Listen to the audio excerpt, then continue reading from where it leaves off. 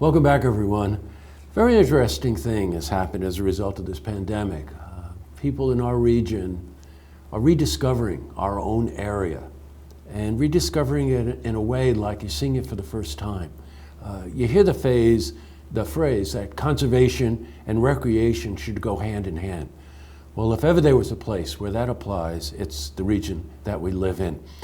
So we reached out to Jamie Brown, who is the executive director of the Lake George Land Conservancy, to give us an update on what they're doing and just some thoughts about what we can do to support them. And so welcome, Jamie. Great to have you.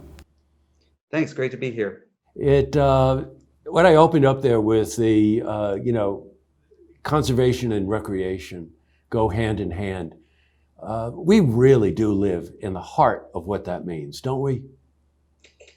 Absolutely. We're really, really fortunate that we have an area that is just absolutely blessed with some amazing conservation resources. We have the Adirondacks and Lake George in particular, with its amazing clean water and beautiful land.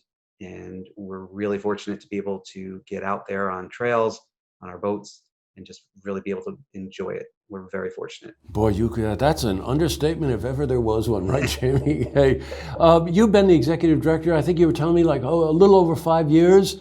Outside the fact you must pinch yourself every day and go, okay, this is a good job. Well, I'll take this job.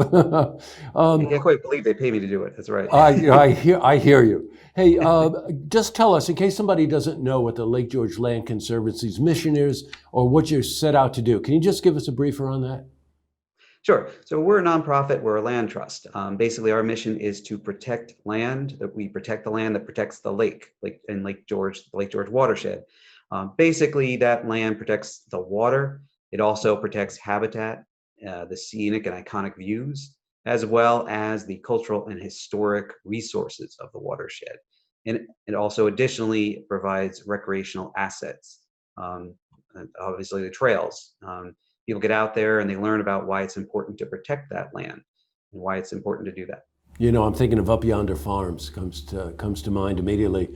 My wife and I have taken our granddaughters there, and it not only is it a beautiful place to go, by the way, but you learn a lot, and that's important. My granddaughters is important for us, A couple of years ago, I started hearing the buzz about the Bolton Hub Initiative.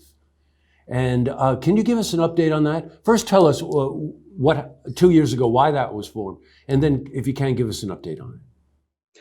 Sure. So basically, Ron Conover, the town supervisor, and Tony Hall of the Mirror had this idea of basically creating a hub. Lake Placid, has a lot of hikers and recreational visitors, and they really take advantage of it economically. And they thought, we get a lot here in Bolton. Why can't we? So we talked about it and thought, let's come up with a plan. Let's figure out how can we make Bolton how can we take advantage of all this recreational visitors and things like that. So we basically came up with a plan. We worked with the Chazen Group, and we had an inventory of all the recreational assets, our preserves, what the town has and owns, what the state owns, and some of the other ones. And we figured out, how can we connect all this? How can we make it so that it's really fun and easy for people to get out there? And as you said before, how can we make conservation and recreation go hand in hand? What are the important what are the important conservation areas that haven't been protected that we can protect and connect? And that was sort of the first part. The second part would be, how do we make it so that people can discover these places? Everybody maybe goes to Cat and Thomas, but there's other places that are really neat, really fun, and really worth discovering. And how can they go and make a day of it? Go to this place, that place, and then go into town and have a beer, have a burger, stay at a hotel, and really bring people out, discover it, and do it in a responsible way. Help that local community, help with the local economy, and also help with the recreation and help with the conservation, kind of roll it all into one and really make Bolton, it already is a great place, but even make it that much better for visitors and residents alike. What comes to mind is the phrase ecotourism, right?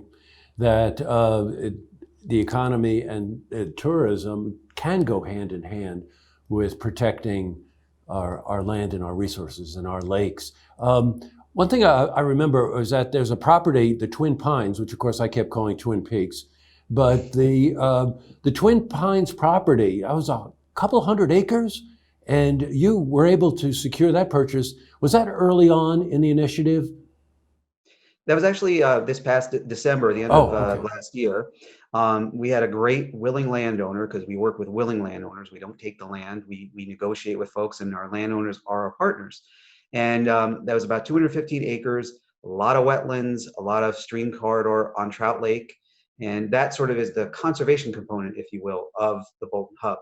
This is a large piece of property in Bolton that really, in protecting that, that's going to really help with the water quality of Trout Lake and Lake George.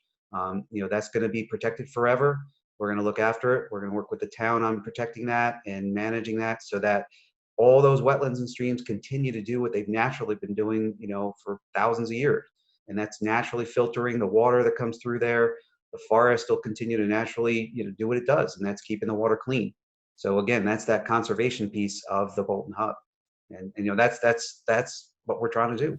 Well, there's such a tradition when you go back to even the days of Teddy Roosevelt, and you think that if people, our forefathers, let's call them that, right, did have the awareness at the time to start to protect the lake, and organizations like yours are continuing that tradition. And Jamie, that's really spectacular. I know, at least I have a feeling you won't talk about things that you haven't closed on. We can't jinx them, but there's an ongoing process, right? Do you have a number of properties now that you're working on? Yes, we definitely are talking to other landowners throughout the town. We're looking at other properties. That was part of this whole plan, is to identify other properties that have high, what we call conservation values, properties with wetlands, with streams that would help to protect the water quality, other properties that would help with recreational links to existing properties, existing trails, again, to make sure that, we're protecting the appropriate, really making sure that the water quality is good and trying to figure out how we can maximize those recreational assets. So yeah, we've been talking to landowners. Again, we only work with willing landowners. We don't want to make it. We want people to come to us and work with us. And we've had some really great partners that way, and we're continuing to talk to people. So we hope that we'll be able to have some announcements in the near future as to some new projects, and we continue to have some momentum with this whole plan. The town's been a great partner as far as the whole initiative. So, we see a lot of really great things happening in the future. And, with everything that's been going on, what's been really nice is we want to see people go out to these preserves and find sort of a nice place to relax, to sort of escape everything, with the whole current situation. So we've seen that this has been something not just in the best of times for the economy, for the development, for things like that, economic development, but also now just to find calm and peace of mind as well. Oh yeah, I was just going to ask you that question. No, it's true. When you think about, I've been working with a lot of businesses in the chamber in Lake George and talking about really speaking to the people in our region, say the 70-mile radius, to just say about rediscovering the place that we live in. And if ever there was a time when you wanted to be outside, or you wanted to do something healthy, or you were looking for peace of mind, if you're looking for a sense of calm, I got news for you. You can walk in 2 feet in any direction in Bolton proper and find that. And you might work on that parking lot for Pole Hill. Is that the what's that property there? Is it Pole Hill? Yeah, so Pole Hill is right off of Route 9. The problem Yeah, is, that's right. is because it's owned by the state, we Oh, God. unfortunately need the state's permission to do that. And we're working with them to expand that because you're right, it's a little bit of a tough one to do. What we have done is we've expanded as part of the Bolton Hub Initiative, Amy's Park, which is one of my favorites up off Narrum. That has a new parking lot, a new kiosk, and some new signage. And I can tell you, like I said, it's one of my favorites. I take my son up there all the time. We went up there, I think, early on when all of this broke. Very few people there. We saw there's an osprey up there. We saw, some frogs and tadpoles in the pond up there. There's beavers there. So again, if you want a different sort of experience to really see why the land is important to protecting the lake, Amy's Park is a great place to go. The Godwin Preserve is right across the street. These are places where there's really not a lot of people, but you can really see sort of why the land is important and why it's effective in protecting water quality. So You, again, it's a great during these times. These are great places to go. And you, sort of, you like you mentioned. said, a local experience. Yes, I'm sorry. I didn't mean to interrupt you there.